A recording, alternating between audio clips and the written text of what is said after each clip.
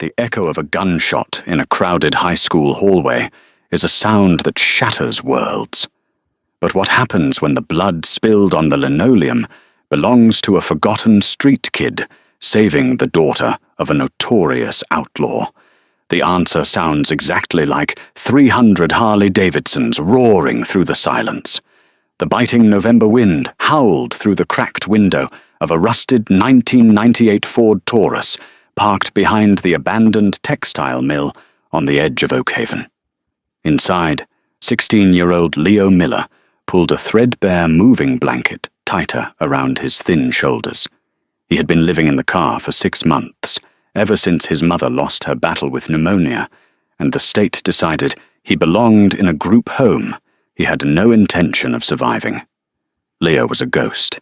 He slipped through the cracks of society with practiced precision, existing on half-eaten cafeteria rolls and the quiet mercy of a local diner cook who occasionally left a bagged sandwich by the back dumpster.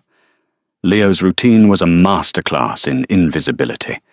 He would arrive at Oakhaven High School an hour before the first bell, slipping through the rusted side door near the boiler room to use the boys' locker room showers. He kept his clothes meticulously folded beneath a piece of cardboard in his trunk to avoid wrinkles. To the teachers, he was just a quiet, pale boy who sat in the back row. To the students, he was entirely non-existent. On the opposite end of Oakhaven's social stratosphere was Chloe Harrison. She wasn't popular in the traditional sense. She wasn't a cheerleader, and she didn't attend the weekend parties. Instead, she walked the halls wrapped in a terrifying aura of untouchability. Her father was Iron Jack Harrison, the vice president of the local Hells Angels charter. Everyone in town knew Iron Jack. He was a mountain of a man, covered in faded ink, who commanded respect with a mere narrowing of his eyes. The winged death head patch on his leather cut was a local symbol of both fear and raw, unfiltered power. Every morning, the deep, guttural rumble of Jack's customized Harley-Davidson Street Glide shook the windows of the school's front office as he dropped Chloe off. She would hop off the back, handing him his spare helmet, and he would give her a stern, protective nod. The unspoken rule at Oakhaven High was simple. Nobody messed with Chloe Harrison. A misplaced word, a spilled drink, or a disrespectful glance could summon a dozen heavily armed bikers to the school parking lot before the final bell rang. But beneath her tough exterior, the heavy combat boots, and the dark eyeliner, Chloe was suffocating. The reputation of the Hells Angels was a heavy armor she was forced to wear, isolating her from genuine connection. People didn't talk to her. They talked to the ghost of her father standing behind her. Their worlds collided on a Tuesday morning, entirely by accident. Leo was rushing down the C-wing hallway, his hands full of loose papers from a history assignment, his mind preoccupied with the gnawing ache of hunger in his stomach. He didn't see Chloe rounding the corner. They collided, a tangle of limbs and textbooks. Leo hit the floor hard, his history notes scattering like white doves across the scuffed linoleum. Panic seized him. He scrambled to his hands and knees, whispering frantic apologies, his head down. "I'm sorry. I'm so sorry I wasn't looking," he stammered, his heart hammering against his ribs. He knew who she was. Everyone knew. Chloe knelt beside him. Instead of the venomous backlash he expected, her hands moved quickly, gathering his papers. "Hey, breathe," she said softly, her voice completely lacking the sharp edge she usually projected. "It's just paper. I'm not going to bite." Leo looked up, his wide, exhausted blue eyes meeting her dark brown ones. For a split second, the facade dropped. Chloe didn't see a nobody. She saw a boy whose cheekbones were too sharp, whose jacket was far too thin for November, and whose eyes held the profound, ancient sadness of someone who had lost everything. And Leo didn't see the fearsome daughter of a Hells Angel. He saw a 15-year-old girl who looked incredibly lonely. She handed him the stack of papers. "You're Leo, right? We have biology together." "Yeah," he whispered, taking the papers with trembling hands. "Thank you." "Don't worry about it," she said, standing up and brushing off her jeans. She offered him a small, almost imperceptible smile before turning and walking away, her heavy boots clicking against the floor. Leo watched her go, a strange warmth blooming in his chest. It was the first time in 6 months someone had looked at him and actually seen him. Outside, the grey sky pressed down on the town of Oakhaven. In the student parking lot, a rusted sedan pulled into a visitor space.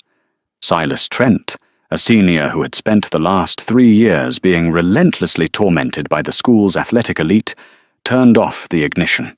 His eyes were blank, devoid of any light or emotion. Reaching into the passenger seat, he unzipped a heavy canvas duffel bag, his fingers tracing the cold black steel resting inside. The time for being invisible was over. Third period was the quietest time of the day at Oakhaven High. The initial morning energy had burned off, replaced by the droning lectures of teachers and the rhythmic ticking of the wall clocks. Chloe was walking back from the counselor's office. She had an unexcused absence from the week prior, a day she had spent at the clubhouse while her father dealt with family business.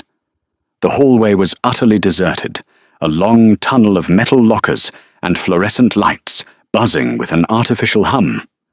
Leo, meanwhile, was skipping gym class.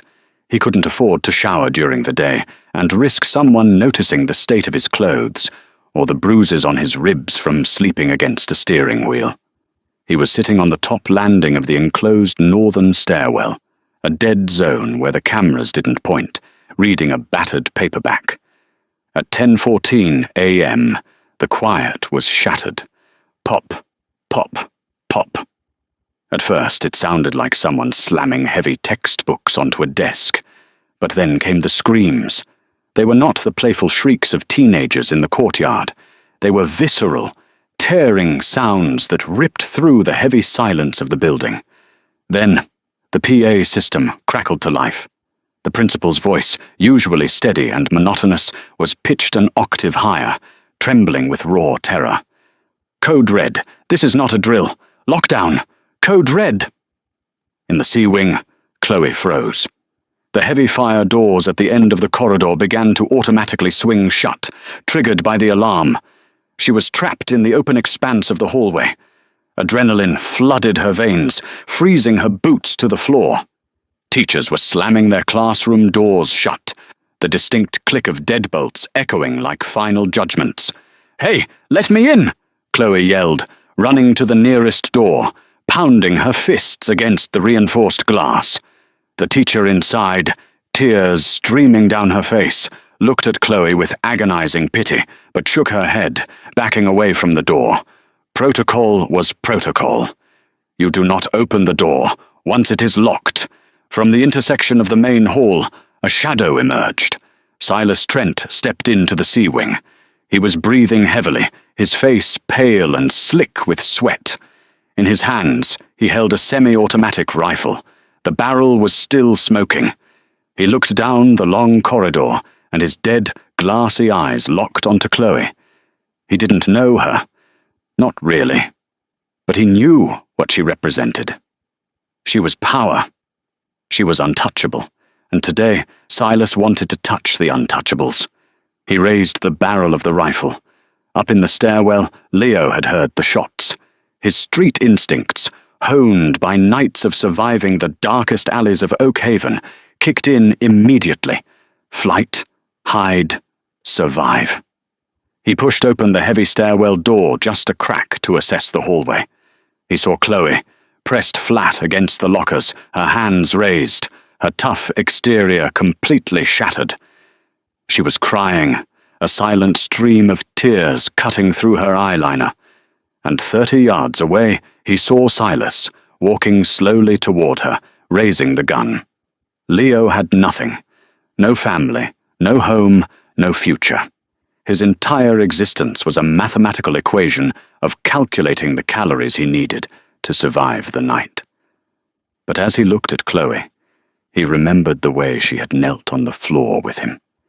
He remembered the simple, profound dignity she had given him by remembering his name. He didn't think. The human body is not built to run toward the sound of gunfire, but Leo's legs moved before his brain could process the terrifying reality of his choice. He burst out of the stairwell just as Silas tightened his finger on the trigger. "Chloe, get down!" Leo screamed, his voice cracking, tearing through the hallway. Silas flinched, his aim shifting toward the sudden noise. The rifle barked, a deafening, concussive roar in the enclosed space. Leo dove across the hallway. He didn't tackle Chloe. He wrapped himself around her, spinning them so his back was to the shooter, pulling her down to the cold linoleum. The impact of the bullet was not like the movies. It was a massive, blunt-force trauma that felt like being struck by a speeding freight train. The round tore through Leo's left shoulder blade, shattering the bone and exiting through his collarbone in a mist of crimson. They hit the floor in a tangle of limbs, exactly as they had earlier that morning, but this time the ground was instantly slick with blood. Leo gasped, all the air violently expelled from his lungs. A blinding, white-hot agony radiated from his chest, blurring his vision. He pinned Chloe to the floor beneath him, his blood soaking into her denim jacket. "Leo!" Chloe screamed, her hands immediately coming up, covered in dark, warm red. "Oh my God, Leo!" Silas took another step forward, racking the bolt of the rifle. He looked down at the two of them. Leo forced his eyes open, fighting the encroaching darkness. He turned his head, looking directly at the shooter. He knew Silas. They had sat near each other under the bleachers once during a rainstorm. Silas had been crying over a destroyed art project. Leo had been hiding from the cold. "Silas!" Leo choked out, blood bubbling at the corner of his lips. Every word was glass in his throat. "Silas, please look at me." Silas stopped, the barrel wavering.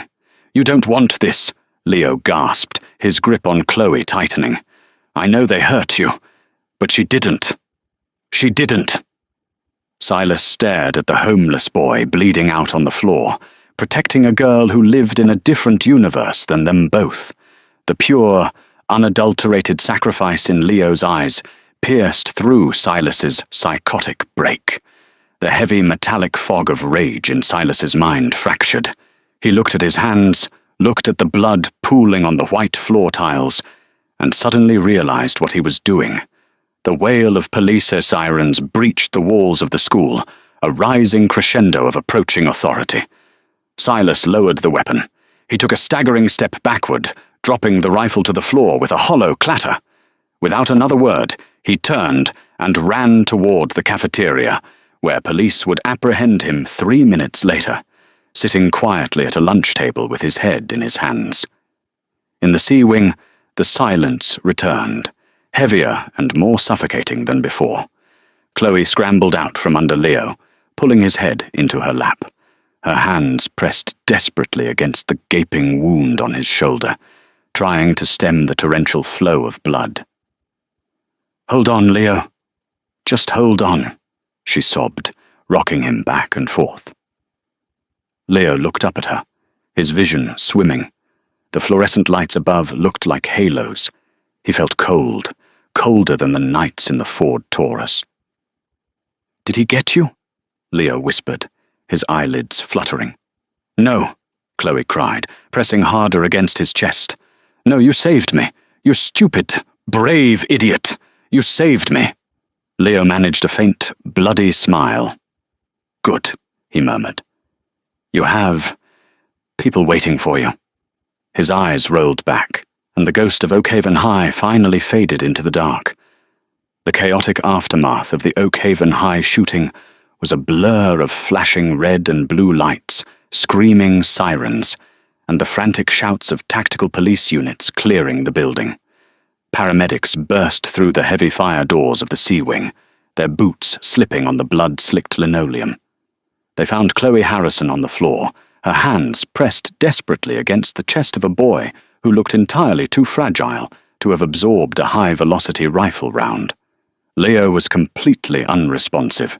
His skin had turned a translucent, terrifying shade of grey. The paramedics shoved Chloe gently aside, immediately packing the massive exit wound near his collarbone with hemostatic gauze and starting an intraosseous IV right into his shin bone because his veins had collapsed from blood loss. "We're losing him," a paramedic shouted, strapping an oxygen mask over Leo's face as they hoisted him onto a gurney. "Subclavian artery is nicked. Tension pneumothorax. Let's move, move, move!" Chloe stumbled blindly behind them, her jeans and favourite denim jacket soaked completely through with Leo's blood. A police officer tried to stop her, trying to guide her toward the triage tent for uninjured students, but she fought him off like a wildcat, her eyes locked on the gurney disappearing out the double doors.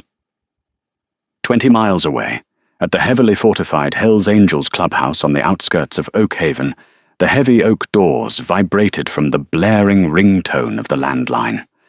Clayton Grizzly Ford, the charter's sergeant-at-arms, picked it up. He listened for 10 seconds before slamming the receiver down so hard the plastic cracked. Grizzly walked into the main garage where Iron Jack Harrison was deep in the engine block of a '69 shovelhead. "Jack," Grizzly said, his voice dropping an octave, carrying a grim weight that made the other 5 bikers in the room stop dead. "Shooting at the high school. It's bad." Jack dropped his wrench. The heavy steel tool clattered against the concrete floor, echoing like a gunshot. He didn't ask questions. He didn't blink. Within 60 seconds, the roar of a dozen heavy V-twin engines tore through the quiet country roads. They didn't stop for red lights. They didn't stop for stop signs. The local police cruisers, recognizing the formation of the Hells Angels tearing toward the city, quickly pulled over to let them pass, knowing better than to stand between Iron Jack and his daughter. When Jack and his crew arrived at Oak Haven General Hospital, the emergency room lobby was a madhouse of sobbing parents, local news crews, and heavily armed police officers. Jack parted the crowd like Moses at the Red Sea. He stood 6'4", his leather cut displaying the notorious death head patch, his face a mask of absolute, terrifying fury. Grizzly, Snake, and 3 other full-patch members flanked him, their hands resting on their heavy belt buckles. "Where is she?" Jack demanded, to a terrified triage nurse.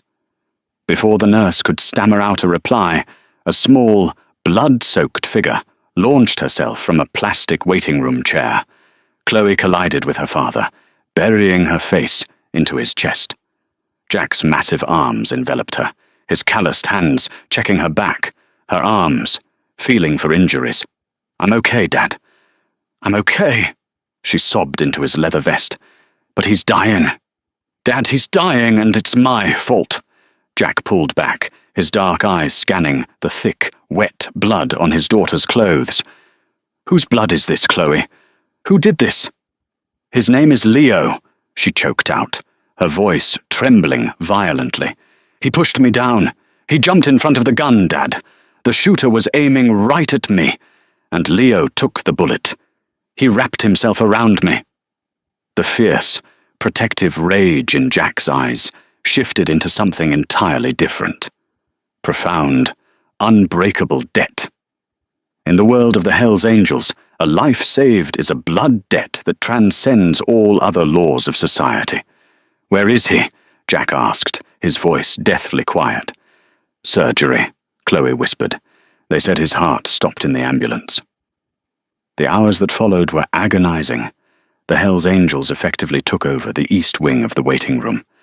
Nobody asked them to leave. The police kept a respectful distance. Jack sat entirely still, his arm wrapped around his daughter, staring a hole through the double doors of the surgical ward. At 4 p.m., a trauma surgeon, looking utterly exhausted and covered in surgical scrubs, stepped through the doors. Jack stood up, the leather of his boots creaking loudly in the quiet room. "Family of Leo Miller?" the surgeon asked, looking around the room, confused by the heavy biker presence.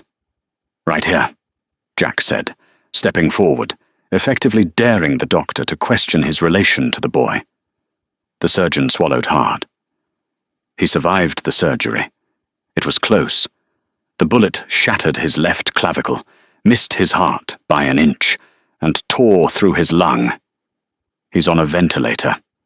But there's a complication. What kind of complication? Grizzly growled from behind Jack. It's not just the gunshot, the doctor sighed, rubbing his forehead.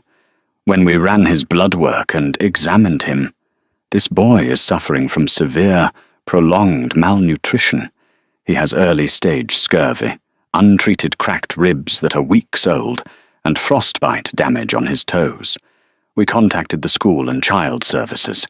They said he's officially listed as a ward of the state. He's been living in a car. Chloe gasped, her hands covering her mouth. The quiet boy who apologized for dropping his papers, the boy who threw his fragile body in front of an assault rifle, was slowly starving to death in the shadows of their town. The state social worker is on her way, the surgeon continued carefully, because he has no insurance, no legal guardian, and requires incredibly expensive reconstructive surgeries to ever use his left arm again. The county administration is ordering him transferred to the underfunded state facility downtown as soon as he is stabilized tonight. We don't have the authorization to keep him in the ICU here. Jack's jaw tightened. The veins in his neck bulged against his tattoos. A boy who had spilled his own blood to save a Hell's Angel was about to be tossed into a broken system to be forgotten. "The hell he is," Jack said, his voice rumbling like an idling engine. The twist in Leo's fate did not come from a medical miracle, but from the brutal, unyielding loyalty of the outlaw code. When the hospital administrator, a sharp-featured man named Dr. William Orris, arrived with the state social worker to facilitate Leo's transfer, he found his path blocked. Standing in front of the entrance to the intensive care unit were 4 massive men in leather cuts, their arms crossed. Dr. Orris bristled. "Gentlemen, you need to step aside. We are transferring the Miller boy to County General. He is a ward of the state, and this is a private, high-tier medical facility. He does not have the coverage to occupy this bed." Iron Jack stepped out of the ICU room, closing the door softly behind him. He walked up to the administrator, looking down at him with eyes that had seen decades of street warfare. "The boy stays," Jack stated simply. "Mr. Harrison, I understand your daughter was involved, but you have no legal standing here," Dr. Orris said, adjusting his glasses, trying not to show his intimidation. "The surgeries he needs will cost upwards of $200,000. The state will not pay our rates. He must be moved." Jack didn't argue. He reached into his heavy leather jacket, pulled out a thick, vacuum-sealed brick of $100 bills, and slammed it onto the nearby nurse's station counter. The heavy thud made the administrator jump. "That's $50,000 in cash as a down payment," Jack growled, stepping so close to Aris that the administrator could smell the motor oil and stale tobacco on him. "You will put him in your best VIP recovery suite. You will get the best reconstructive surgeon in the state. If the boy wakes up and his pillow is too flat, I will hold you personally responsible. You want to talk about legal standing? My club's lawyers are filing emergency foster care paperwork right now. He is under the protection of the Hells Angels. Do we have an understanding, Doctor?" Aris looked at the cash, then up at the terrifying wall of men backing Jack up. He swallowed dryly and nodded. I'll inform the surgical team." 3 days later, Leo finally opened his eyes. The room was aggressively bright. He blinked against the harsh light, panic immediately seizing his chest. The pain in his shoulder was a dull, heavy throbbing, dulled by heavy narcotics. He tried to move, to get up, his mind instantly flashing back to the cold leather of his rusted Ford Taurus. He had to move the car before the police ticketed him. "Easy, kid. Don't move." Leo turned his head. Sitting in a leather armchair beside the bed was a mountain of a man covered in tattoos. Beside him, holding Leo's right hand, was Chloe. She looked exhausted, but a radiant smile broke across her face when she saw he was awake. "Chloe?" Leo croaked, his throat feeling like sandpaper. "Are you okay? Did he—" "I'm perfectly fine, Leo," Chloe whispered, tears spilling over her eyelashes. "Because of you. You saved my life." Leo relaxed slightly, sinking back into the pillows. He looked around the massive, luxurious hospital room. "Where am I? I can't afford this. I need to leave. If the state finds out I'm here, they'll send me to the juvenile group home. I can't go back there." Jack leaned forward, resting his heavy forearms on his knees. "Nobody is sending you anywhere, son," Jack said, his gruff voice surprisingly gentle. "My name is Jack. I'm Chloe's father." Leo's eyes widened in terror. He knew who Iron Jack was. Everyone knew. "Sir, I'm sorry. I didn't mean to—" "Stop!" Jack commanded softly. "You listen to me, Leo. You had nothing in this world. You were living in a freezing car, starving, with nobody looking out for you. But when the devil walked down that hallway, you didn't run. You threw away your life to protect my little girl. You gave her the breath in your lungs." Jack reached out, his massive, calloused hand gently resting on Leo's uninjured shoulder. "In my world, blood pays for blood. But you gave blood to save it," Jack continued, his eyes shining with unshed emotion. "So the debt is mine, and my club's. You don't have to worry about a hospital bill. You don't have to worry about a car. And you sure as hell don't have to worry about the state putting you in a home." Leo stared at him, completely overwhelmed, the monitor beside him beeping slightly faster as the reality of the words sank in. For the first time since his mother died, the crushing, suffocating weight of survival began to lift from his chest. 2 weeks later, the day of Leo's discharge arrived. The air in Oakhaven was crisp and cold.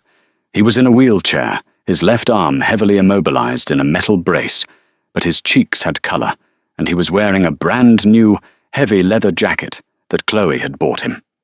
The nurse wheeled him toward the automatic sliding doors of the main entrance. Jack and Chloe walked beside him. "I still don't understand how you got the judge to agree to the foster placement," Leo said, looking up at Jack. "Judges like to be re-elected," Jack smirked. "And they don't like it when a highly motivated, well-funded motorcycle club hires the most vicious corporate lawyers in the state to argue on behalf of a local hero. You're coming home with us, kid." As the sliding doors parted, a sound hit Leo like a physical shockwave. It was a low, guttural, earth-shaking rumble that vibrated through the concrete floor and rattled the glass windows of the hospital.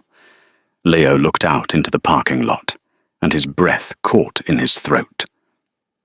The entire circular driveway, stretching all the way down the block and onto the main street, was filled with motorcycles.